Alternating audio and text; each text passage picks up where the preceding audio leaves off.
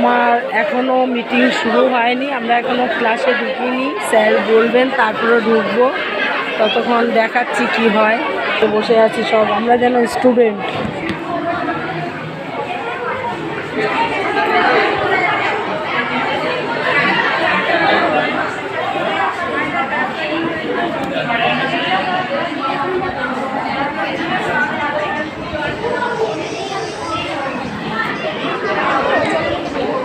স্কুলের মিটিংয়ে সব গার্জিয়ানরা বসা হয়েছে। এটা এ সেকশন। এই আমার ব্যাগ রাখা আছে, এই সব ঘুরছি। কেমন লাগলো বন্ধুরা জানাবে। চলে গেল।